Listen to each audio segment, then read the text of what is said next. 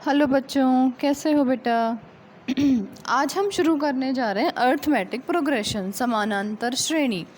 समानांतर श्रेणी या अर्थमेटिक प्रोग्रेशन में हम क्या देखेंगे। देखो स्क्रीन पे कुछ 5 सीरीज़ दिखाई दे रही है, नंबर सीरीज़ दिखाई दे रही हैं 1 5 7 9 2 5 9 1, ऐसे ही 3 और हैं।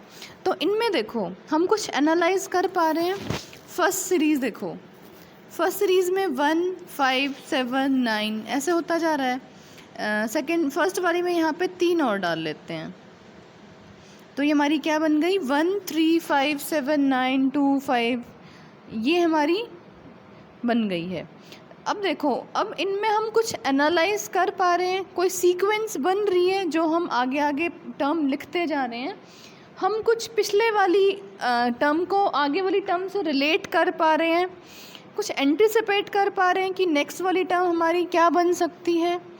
फर्स्ट देखो 1 में हमने 2 ऐड किया, हमारे पास 3 आ गया, हमने फिर से 2 ऐड किया, हमारे पास 5 आ गया, फिर 7 आ गया, 2 ऐड करते जा रहे हैं, हमारे पास नेक्स्ट टर्म आती जा रही है।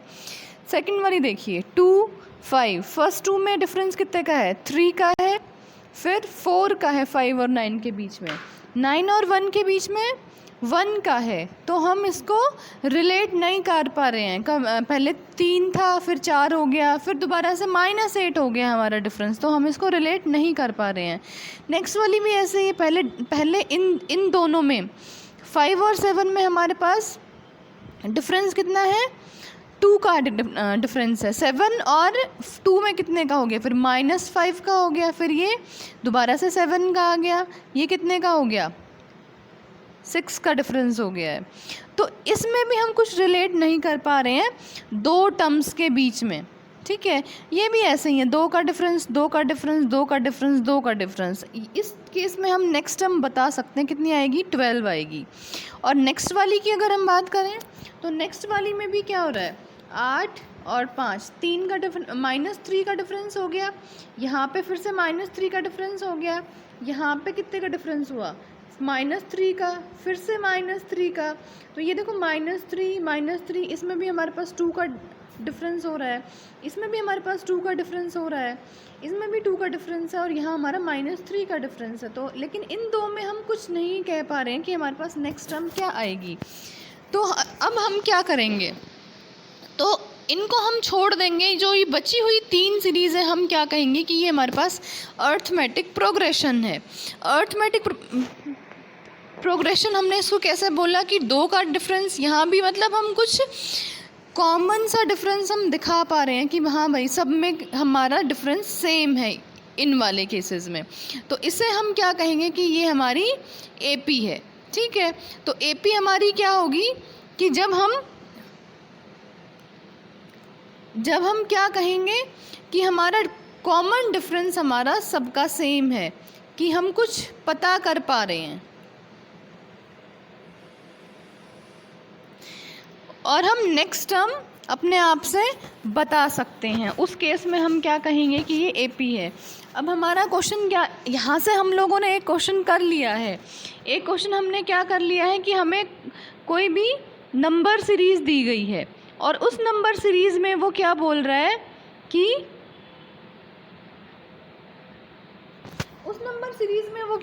है कि बताओ कि ये हमारी एपी है या नहीं है। फ्रैक्शन वाला भी आ सकता है हमारे पास 1 1/3 1/9 1/27। तो ऐसे केसेस को हम कैसे सॉल्व करेंगे, ऐसे केसेस सॉल्व करने के लिए हम क्या कहेंगे कि कॉमन डिफरेंस चेक कर लो। कॉमन डिफरेंस चेक करेंगे तो हमें ये पता लग जाएगा कि इनका कॉमन डिफरेंस सेम है या नहीं, ठीक है। माइनस करने से हमें पता लगेगा कॉमन डिफरेंस सेम है या नहीं। तो कॉमन डिफरेंस के लिए हमारे पास जनरलाइज टर्म देखो एक बार। First term A1 A2 A3 A4 A5, ये हमारे पास जनरल टर्म आती जा रही हैं। और इन जनरल टर्म्स के लिए हम क्या कह सकते हैं, हम D निकालेंगे। D हमारा क्या बनेगा कॉमन डिफरेंस। D हमारा क्या बन रहा है कॉमन डिफरेंस, जिसको हम हिंदी में बोलेंगे सारवंतर। हिंदी में क्या बोलेंगे, सार्वंतर। तो ये हो गया। अब हम कैसे फाइंड आउट करेंगे, A2 माइनस A1 मतलब क्या हो रहा है, देखो पिछले वाली टर्म में से पहले वाली टर्म हम लोग माइनस करते जा रहे हैं, ठीक है। तो A2 माइनस होगा इज इक्वल टू A4।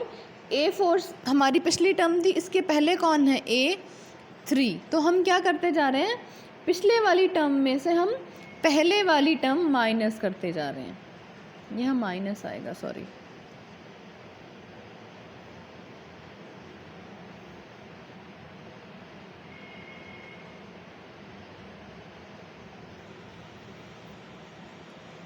तो हम क्या करते जा रहे हैं, पिछले वाली टर्म में से हम पहले वाली टर्म माइनस करते जा रहे हैं, ठीक है। तो ये वाला डिफरेंस हमारा सेम आना चाहिए। अब हम ऊपर वाली ये वाली सीरीज़ में अगर चेक करें, ये तो हमें दिख रहा है कि साफ़ है, ये 2 है, हमें साफ साफ दिखाई दे रहा है कि ये कॉमन डिफरेंसेस है 2 2 2 एंड 2। तो ये अगली टर्म्स क्या आ जाएंगी, 12 14 16 एंड सो ऑन।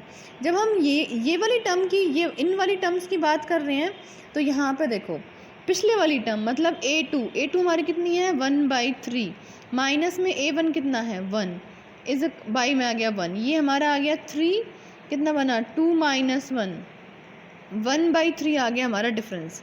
आगे क्या है 1/9, ये हमारी A3 है, A3 में से हम A2 माइनस करेंगे तो A2 कितना हमारा 1/3, ये कितना आ गया 9 एंड हेयर इज़ 1 और ये 3 बिकम्स -2/3। तो ये हमारा क्या आया, -2/9, सॉरी नॉट 2/3, ये हमारा क्या आया -2/9। तो this one is not equal to this one, तो हम क्या कहेंगे कि this is not an AP, ठीक है। अब हम आगे क्या करेंगे, देखो अब इसका हम एक जनरलाइज फॉर्म इसकी हम कर सकते हैं कि हमारा जनरलाइज में क्या बनेगा। जर्नलाइज्ड हम देखिए इसकी एक बार,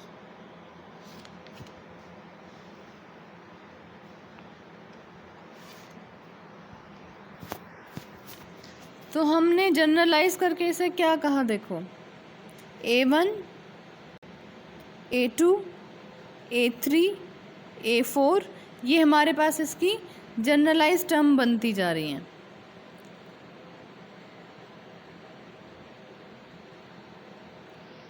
ठीक है। अब हमें चाहिए डी को हम क्या बोलेंगे, A2 minus A1 is equal to A3 minus A2 and A4 minus A3। क्या होता जा रहा है, देखो पिछले वाली टर्म में से पहले वाली टर्म हम लोग माइनस करते चले जाएंगे। लास्ट A4 से पहले कौन है, A3, तो हमने इसमें से A3 माइनस कर दिया। इस तरीके से हम लोग D फाइंड आउट कर सकते हैं यहाँ से। उसके बाद देखो अब हम जब इसको आगे लेते जाएंगे तो ये हमारा क्या बनेगा, कहीं AN भी आएगा, ये हमारा कहीं ना कहीं AN भी आएगा, ठीक है। तो इस AN को हम किस तरीके से लिख सकते हैं, हमारे पास जनरलाइज टर्म क्या बनेगी वो एक बार देखते हैं कि AN अगर हमें AN दिया हो, let AN is equal to 3N plus 2, ये हमारे पास क्वेश्चन है। AN is equal to 3N plus 2 हमें गिवन है और क्वेश्चन क्या है, फाइंड AP। हम लोग AP कैसे फाइंड आउट करेंगे, देखो N हमारा क्या है, N हमारा है natural number 1 2 3 4 and so on. हम N की वैल्यू अपने अकॉर्डिंग चेंज कर सकते हैं। तो हमने A1 लिया, इस केस में हमने क्या किया है, N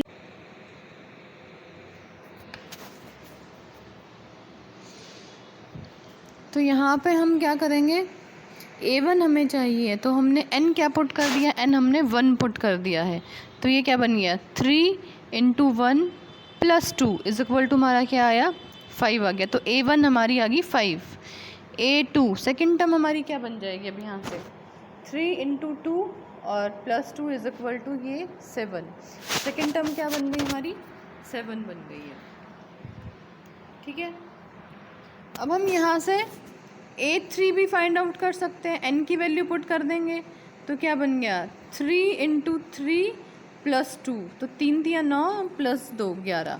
तो हमारा थर्ड टर्म हमारी क्या आ गई, थर्ड टर्म हमारी आ गई 11। ठीक है, ऐसे हमें ए एन दिया होगा और क्वेश्चन क्या होगा, find out next 5 term, find out A P. Find out A P में आप 4-5 टर्म निकाल के छोड़ सकते हैं, क्वेश्चन हमारा उस केस में भी ठीक होगा। इसका एक एग्जांपल और ले लेते हैं, A N is equal to -1 raise to power n -1 2 raise to power n।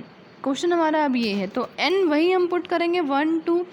First case में हमने क्या पुट किया, n इज इक्वल टू 1, तो ये a1 हमारा क्या आ गया यहाँ से -1 और उसकी पावर 1 हमारा n है 1 -1 और मल्टीप्लाई में 2 की पावर 1, ये -1 raise to power 0, 2 raise to power 1 is your 2, something raise to power 0, ये पूरा बॉक्स हमारा क्या बन जाएगा 1 बन जाएगा, और 2 raise to power 1 is 2 and this one is our a1। a1 हमारा क्या बना 2 बना।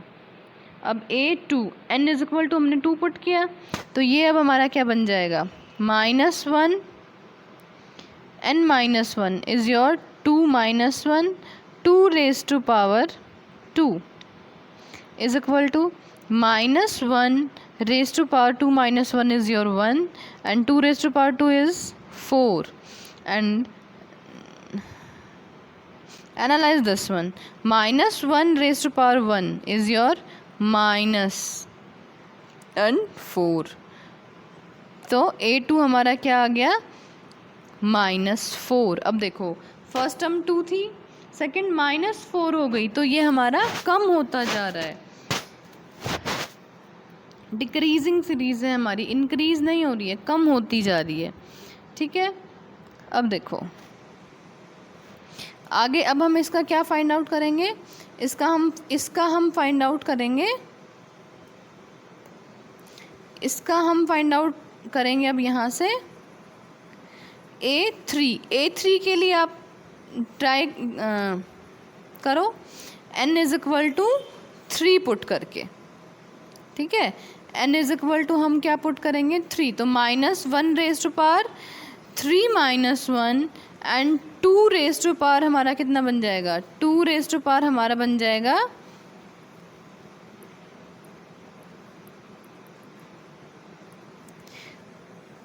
2 रेज टू पावर हमारा बन जाएगा 3 ना, A3 is -1 raise to power 3 -1 2 raise to power 3 -1 की power 2 raise to power 3 is your 8 and -1 की पावर 2 हमारा पॉजिटिव बन जाएगा, तो ये हमारा आ गया 8।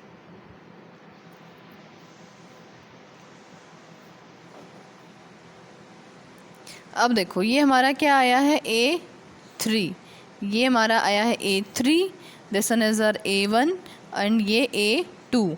तो देखो अब वो पूछ रहा है कि AP है या नहीं है, तो first term is 2, second is -4 and next is 8। इसमें उसने पूछा था कि फाइंड 3 और 4 टर्म्स, 3 टर्म्स हमने निकाल दिए, लेकिन हम यहाँ से देख पा रहे हैं कि ये हमारी AP नहीं बनी है, ये इसमें से कुछ सब्ट्रैक्ट हो गया, फिर इसमें कुछ एडअप हो गया, तो ये हमारी AP नहीं बनेगी। इस केस में हम कह सकते हैं कि ये हमारी AP नहीं होगी। ठीक है, तो AN और इस वाले फॉर्मेट में जब हमें कुछ दिया हो और वो कहे कि फाइंड आउट टर्म्स, तो हम N की वैल्यू पुट करके हम टर्म्स फाइंड आउट कर सकते हैं। ठीक है, और AP है ये चेक करने के लिए हम माइनस कर सकते हैं, सब्ट्रैक्ट कर सकते हैं कि हमारी ये AP है या नहीं। ठीक है, अब अगला क्वेश्चन देखिए। अगले क्वेश्चन में हम क्या करेंगे, अगले हमारे पास किस टाइप के क्वेश्चन आएंगे, अगले हमारे पास किस टाइप के क्वेश्चन आएंगे कि हमें AN दिया होगा and find out terms and check whether it is AP or not। Terms निकालिए और चेक करिए कि AP है या नहीं, एंड सार्वंतर भी फाइंड आउट करिए, मतलब कॉमन डिफरेंस भी बताइए कि उनका कॉमन डिफरेंस क्या है। कॉमन डिफरेंस अगर इक्वल होगा तो हम कहेंगे कि ये हमारा क्या है, AP है, अदरवाइज़ हम नहीं बोल सकते कि ये AP है या नहीं बिना D फाइंड आउट करे। अब देखो AN is equal to 4N + 5 हमें दिया गया है, तो हम A1 फाइंड आउट करेंगे, 4 × 1 + 5 and this is 9। A2 find out करेंगे, A2 हमारा क्या बनेगा, 4 × 2 + 5 and is equal to 8 + 5 is your 13। A3 find out करेंगे, A3 हमारा क्या बन जाएगा, 4 × 3 + 5 and this one is your 17।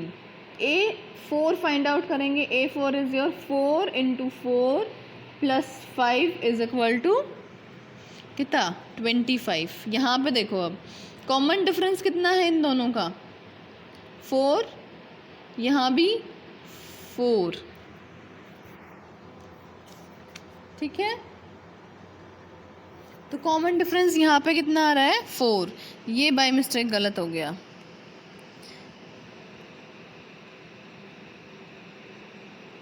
यहाँ पे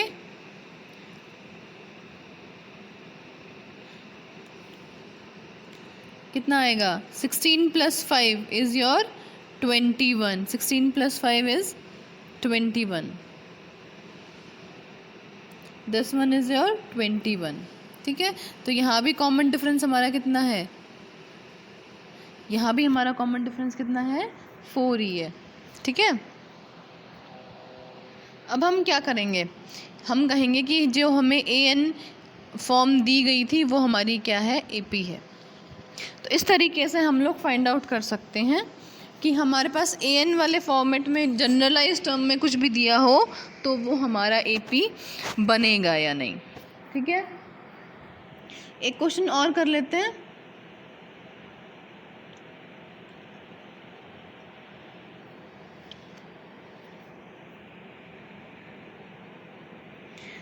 नेक्स्ट क्वेश्चन देखिए, next question is your AN is equal to 3N - 2, AN is equal to 3N - 2। इस type के क्वेश्चन में आप साथ साथ कर सकते हैं, आप साथ साथ कर सकते हैं। A1 N की जगह कितना आ जाएगा, 1 - 2, कितना आ गया, 3 - 2 इज़ योर 1। A2 क्या देगा हमें, 3 × 2 और -2, 6 - 2 इज़ योर 4। A3 हमारे पास क्या आ जाएगा, 3 × 3 -2, 3 × 9 -2 कितना आ गया, 7। ये हमारी A3 है, A4 है और ये हमारी A1 है। तो कॉमन डिफरेंस देखें ज़रा, 3 A4 और फाइंड आउट कर लेते हैं। A4 हमारा क्या बनेगा, 3 × 4 -2, ये हमारा क्या आया, 3 चौक 12, 12 - 2 is your 10।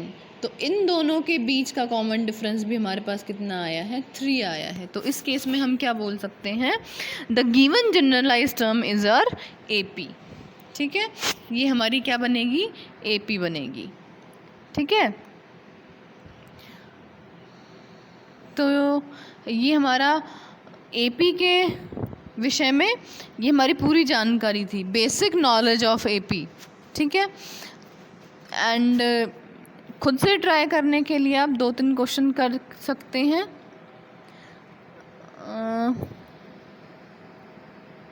AN is equal to 5N - 2 is your first question for practice, and second question is AN is equal to 7N²। ये चेक करना whether these are AP or not। अगर AP है तो 5 टर्म निकाल सकते हैं, first 5 term निकाल सकते हैं आप, ठीक है। Okay, thank you. अच्छे से प्रैक्टिस करना। जो समझ नहीं आ रहा आप कमेंट बॉक्स में छोड़ सकते हैं। Thank you.